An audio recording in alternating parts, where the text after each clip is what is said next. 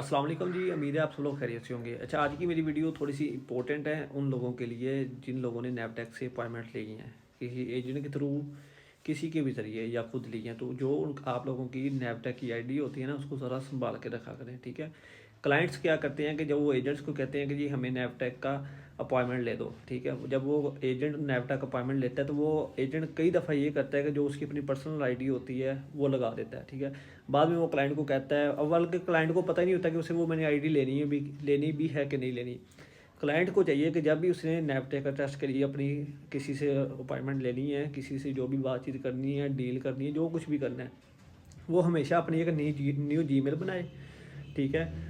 Means के उसके ऊपर प्रॉपर वेरिफिकेशन के साथ बनाए। ये नहीं कि मीन्स के एक टेम्परेरी उठा ली और उसको दे दी, नहीं, इस तरह नहीं करना। मीन्स के अच्छी जीमेल दे, अच्छी जीमेल से बढ़ा के अपनी पर्सनल दे दे। क्लाइंट अपनी पर्सनल दे दे, एजेंट को चाहिए अपनी पर्सनल ना लगाए, ठीक है। क्योंकि बाद में क्लाइंट को कई दफ़ा ज़रूरत पड़ती है, जब वो फेल हो जाता है या उसने नए ट्रेड का कोई वीज़ा लेना होता है तो उसको वही आईडी दोबारा चाहिए होती है, ठीक है। तो ये चीज़ें होती हैं। क्लाइंट को चाहिए कि अपनी नई जीमेल बनाए, ठीक है, न्यू जीमेल बना के एजेंट को दे। एजेंट को कहिए ये जीमेल है, इसके ज़रिए अपनी आईडी बनानी है, सारे मामले करने हैं। दैन जब बन जाएगी तो आपने मुझे मेरा लॉगिन पासवर्ड दे देना है, ठीक है।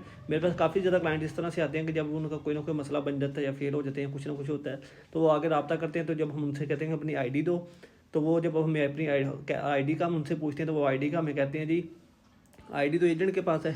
एजेंट कहता है हम भूल गए हैं, हमारे पास नहीं है, लैपटॉप चेंज कर लिया, ये कर लिया, वो कर लिया, 100 बहाने, ठीक है। तो कोशिश ये करें कि कोई भी बंदा है जब किसी से काम करवाना है तो अपनी आईडी बना के देन उसको देनी है, ठीक है। ये सीन करना। और एजेंट को भी चाहिए कि वो अपना सारा सीन ना लगाया करे, अपनी चीज़ें ना लगाया करें। वो क्लाइंट को कह दिया करें 3 से 4 मिनट लगते हैं, एक आईडी बन जाती है।